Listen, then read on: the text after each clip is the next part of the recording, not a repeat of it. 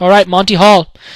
God, if you know, I swear to you guys, if Monty Hall if Savior loses this game, I'm gonna put a bounty on Monty Hall. I'm gonna put a bounty. I don't know what I have though, I'm not very rich, so probably a packet of Mars or something. Packet of Mars bars to whoever kills Monty Hall. I think that's pretty reasonable. I mean, you don't need payment to want to kill Monty Hall. You just want to kill it because it's such a crap map. I mean, it's great for Terran versus Terran versus Protoss, but it's just so horribly imbalanced versus Zerg that it's not even funny. Okay, here we go. Finally starting up. 5, 4, 3, 2, 1, 0, and we're off. Come on, Savior, take this to game 5, please. I really hope Savior manages to pull something out here and take this to game 5.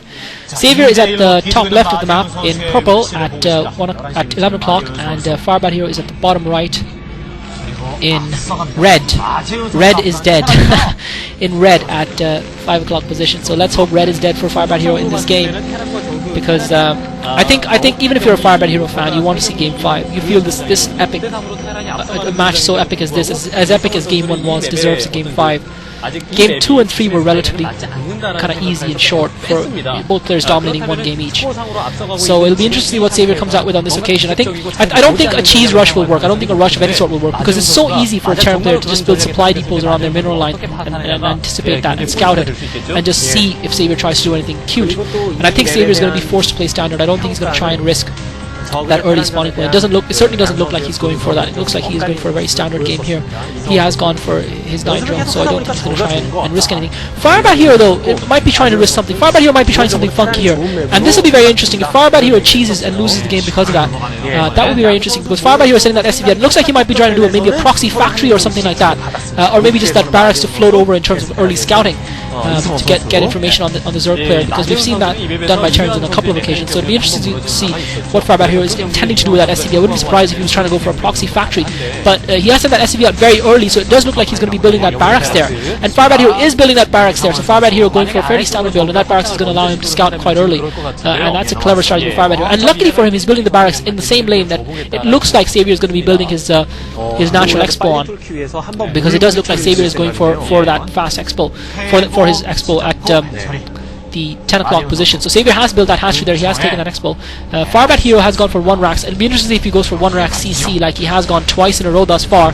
He's taking that refinery now, and I anticipate him to go for his next building to be probably the command center. And there's no reason for him to not be building a command center next. And I mean, this is going to be a tough game for Savior. I mean, it looks like both players are going to play a pretty standard game, and it's just the Terran has so much more maneuverability with drops, and so much easier to control the air, control the map.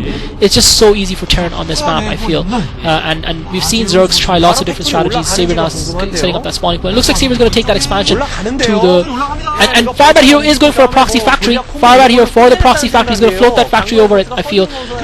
Or he's going to try and get those vultures through the mineral line using the barracks. And Savior has not scouted this, and Savior might regret this huge if he doesn't scout this. And Savior looks like he's going to go for another expansion to the top right of his map. And FirebatHero not going for the command center. So if Savior can survive this attack by FirebatHero, this maneuver by FirebatHero, then Savior will have a very good chance in this game to win on Monty Hall, if Savior can survive this. But Savior has no idea what FirebatHero is doing. I think he's expecting FirebatHero to play a standard game, and Savior might find himself undone, because Savior is not going to have a single sunken, and 1 vulture we have seen is enough to kill a Zerg player if you don't have a single sunken in your main. And Savior has no idea that barracks is floating up there scouting, and Savior has got that drone by those minerals though, so he might see that vulture pop out, and FirebatHero is moving that barracks over to try and micro that vulture through that mineral line into Savior's main. Savior's moved that drone away though, so he's not going to see that SCV coming there to help the vulture through. Savior's got some Zerglings there, so Savior might get, if Savior can get those Zerglings through, then he has a chance. He can actually kill off that vulture as it tries to get through those mineral lines. He can slow FirebatHero down long enough for him to set up an expo.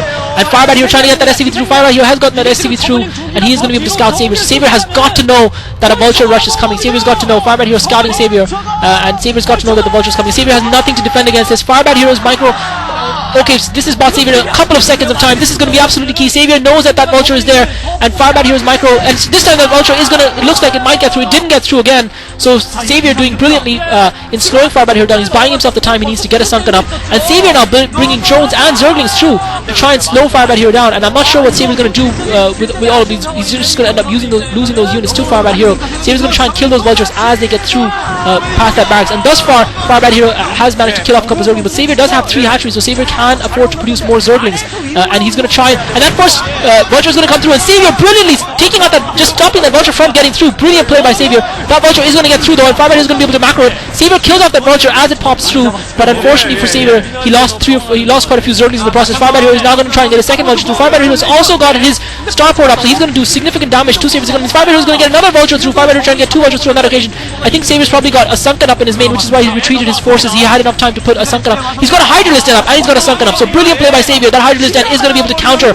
So brilliant play. I really am starting to get hopeful for Savior here, guys. Come on, Savior. We want you to do it.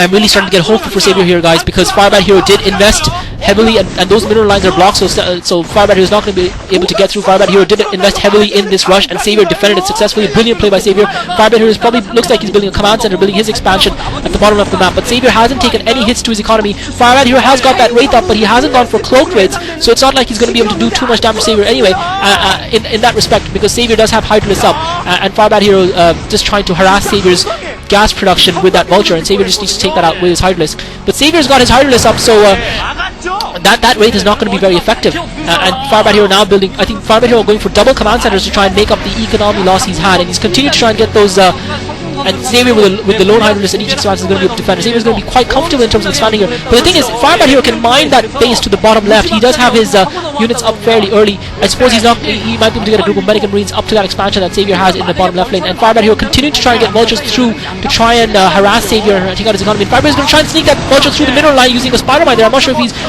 Savior doesn't have a Hydralisk in that base. Savior's going to be forced to build a Hydralisk in that expansion. I don't think it's going to be too much. I don't think one Wraith is going to do a lot of damage to those drones. Savior looks like he might be going for a sunken or a spore colony there.